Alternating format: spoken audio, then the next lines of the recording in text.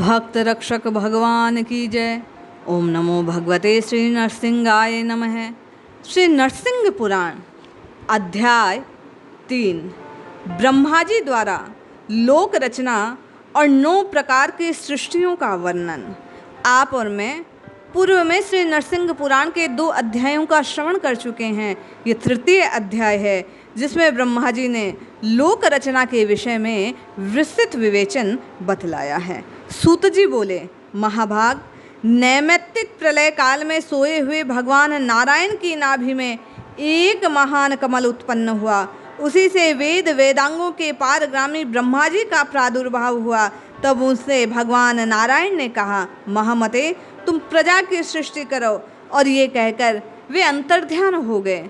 उन भगवान विष्णु से तथास्तु कहकर ब्रह्मा जी सोचने लगे, क्या जगत की सृष्टि का कोई बीज है? परंतु बहुत सोचने पर भी उन्हें किसी बीज का पता नहीं लगा। तब महात्मा ब्रह्मा जी को महान रोष हुआ। रोष होते ही उनकी गोद में एक बालक प्रकट हो गया जो उनके रोष से प्रादुर्भूत हुआ। उस बालक को रोते देख स्थूल शरीरधारी ब्रह्मा जी ने उसे रोने का मना किया। फिर उसके यह कहने पर कि मेरा नाम रख दीजिए, उन्होंने उसका नाम रुद्र दिया। इसके बाद ब्रह्मा जी ने उससे कहा, तुम इस लोक की सृष्टि करो। यह कहने पर उस कार्य में असमर्थ होने के कारण वह सादर तपस्या में जल में निमग्न हो गया। उसके जल में निमग्न हो जाने पर भूतनाथ प्रजापति ब्रह्मा जी ने फिर अपने दाहिने अंगूठे से दक्ष नामक एक दूसरे पुत्र को उत्पन्न किया। तत्पश्चात बाएं अंगूठे से उनकी पत्नी प्रकट हुई। प्रभु दक्ष ने उस स्त्री से स्वयंभू मनु को जन्म दिया। तब ब्रह्मा जी ने उसी मनु से प्रजाओं की सृष्टि बढ़ाई। मुनिवर, वसुधा की सृष्टि करने वाले उस विधाता की सृष्टि रचना का ये क्रम मैंने आपसे बतलाया। अब आप और क्या सुनना चाहेंगे? ऐसा पूछने पर भरद्वाज जी बोले, लोमहर्षण जी, आपने ये सब वृतांत मुझसे पहले संक्षेप में कहा। महामते, अब आप विस्तार के साथ आदि सर्ग का वर्णन कीजिए।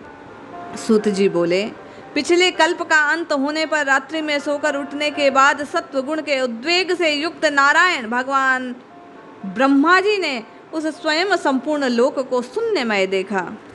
सूत जी बोले, पिछले कल्प का अंत होने पर रात्रि में सोकर उठने के बाद सत्व गुण के उद्वेग से युक्त नारायण स्वरूप भगवान ब्रह्मा जी ने उस समय संपूर्ण लोक को शून्यमय देखा।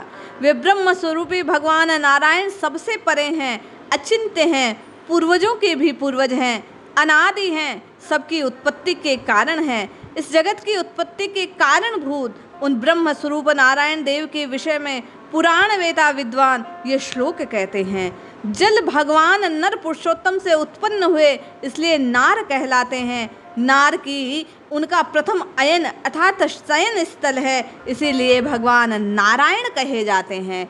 इस प्रकार कल्प के आदि में पूर्ववत सृष्टि का चिंतन करते समय ब्रह्मा जी के बिना जाने असावधानता हो जाने से तमोगुणी सृष्टि का प्रादुर्भाव हुआ।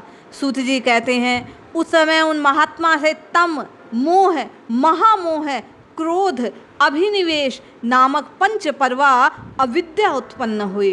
फिर सृष्टि के लिए ध्यान करते हुए ब्रह्मा जी से वृक्ष, गुल्म, लता, वृद्ध, तृण रूप 5 प्रकार का स्तारात्मक स्वर्ग उत्पन्न हुआ, जो बाहर भीतर से प्रकाश रहित, अविद्या से आवृत एवं ज्ञान शून्य था।